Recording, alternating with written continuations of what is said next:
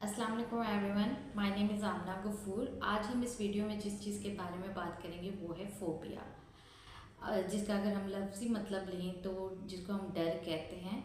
अब सबके ज़हनों में ये सवाल आएगा कि डर क्या क्या मतलब डर। डर तो एक कॉमन सी चीज़ है, इसमें गलत क्या है। जिस तरह हमारे पर्सनैलिटी के ट्रेड्स होते हैं बाकी, यानी कि हम हंसते हैं, रोते हैं, तो डर भी एक हमारा पर्सनैलिटी का ट्रेड है। तो इसमें गलत क्या है? गलत तो तब होगा ना जब ये बहुत ज़्यादा पीक पे चला जाए या ज़रूरत से ज़्यादा हो जाए, या फिर आप समझते हैं कि मुझे नहीं डरना चाहिए लेकिन मुझे फिर भी डर लग रहा है। या आपने अक्सर लोगों को देखा होगा, कोई छिपकली से डरता है या फिर कोई कॉकरोच से डरता है। तो हम कह सकते हैं कि जो फोबिया यानी कि जो डर है वो एक न्यूरोटिक इलनेस है जो कि बहुत ही ज़्यादा कॉमन है। और ये किसी भी वजह से हो सकती है जो कि घबराहट या बेचैनी को पैदा करती है। और इसकी अगर हम लोग प्रॉपर डेफिनेशन देखें तो वो कुछ इस तरह से है: excessiveness and irrational fear of object, person और अ सिचुएशन। तो जो फोबियाज हैं वो कई तरह के हो सकते हैं, लेकिन अगर स्पेसिफिकली देखा जाए तो इनको 3 तरह से बांटा गया है। वो कौन कौन से हैं? उसमें हमारा स्पेसिफिक फोबिया है, फिर सोशल फोबिया है, और थर्ड पे हमारा आ जाता है अगोरोफोबिया। तो सबसे पहले हम बात कर लेते हैं स्पेसिफिक सोशल फोबिया की। सोशल फोबिया क्या है? यानी कि इंसान का सोशल है, तो सोशल का मतलब माशरा यानी कि लोगों का डर। तो लोगों का डर किस तरह से जी? इंटरव्यू देने के तो लोगों से डर लगा, इंटरव्यू में घबराहट होना शुरू हो गई। इसी तरह अगर किसी कहीं जगह पे कहीं डांस कर किसी शादी पे डांस करने को कहा गया तो फ़ौरन से डर लगना शुरू हो गया, घबराहट होना शुरू हो गई। या अगर स्टेज पे गए तो टांगे वगैरह कांपना शुरू हो गई। और वही डांस अगर वो अकेले में करने के लिए कहा तो बिल्कुल ठीक हुआ। या फिर कोई गाना वगैरह अकेले में वॉशरूम में गाना पड़ गया, या कोई डायलॉग अकेले में बोलना पड़ गया, या कोई अपने खुद को मिरर में देख के इंटरव्यू करने को कहा तो वो बिल्कुल ठीक हुआ। लेकिन जैसे ही कोई सामने फ़र्द आया तो वो घबराहट होना शुरू हो गई, उसके सामने वो चीज़ ना कर सकना। तो इवन रिसर्चेस कहती हैं कि ऐसी फीलिंग्स हो जाना, कि इतनी घबराहट हो जाए वाली फीलिंग हो जाना कि इंसान को लगता है कि मैं मर जाऊंगा ज़्यादा किसी के सामने करने से। और ये जो बाज़ औक़ात रिसर्चेस में ये भी आया है कि जो बंदे को उतना मौत का डर नहीं है जितना इंसानों का डर है। ये साइंटिफिक अप्रूव है। ये तो बात होगी जी सोशल फोबिया की।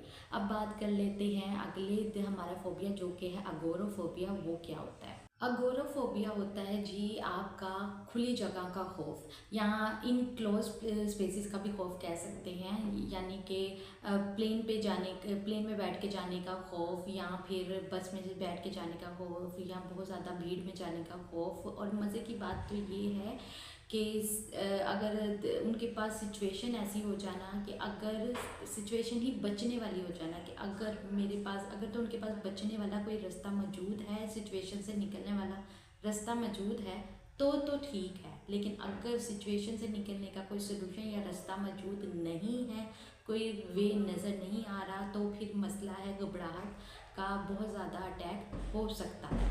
ये तो बात होगी, इन सब चीज़ों को हम कहते हैं अगोरोफोबिया।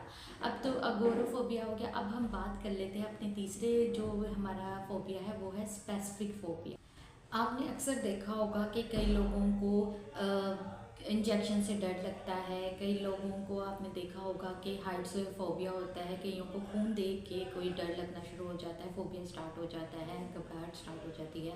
या फिर कई लोगों को कुत्तों को देख के या किसी और जानवर को देख के फोबिया स्टार्ट हो जाता है। या फिर कईयों को छिपकली देख के कोई ऐसा मंजर स्टार्ट हो जाता है, या कईयों को डर ही डर लग रहा होता है। तो वो एक सिचुएशन क्रिएट हो जाना घबराहट की, और बहुत ज़्यादा एक्सेसिव होके घबराहट होना। यानी कि आप कह सकते हैं कि किसी भी सिचुएशन में किसी चीज़ का बहुत ज़्यादा पीक पे जाके डर लगना फोबिया हमारा स्पेसिफिक फोबिया बन जाता है।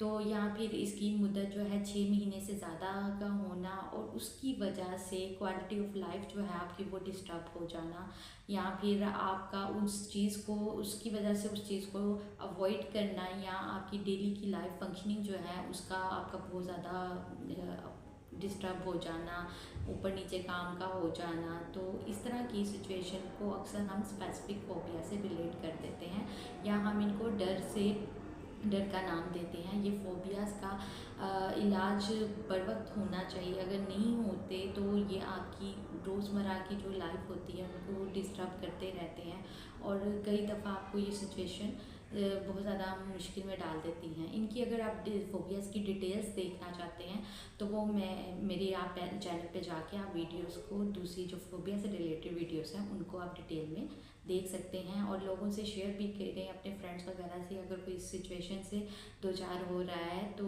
या उसको इस प्रॉब्लम का सामना है तो उसको वक्ती तौर पर हेल्प मिले।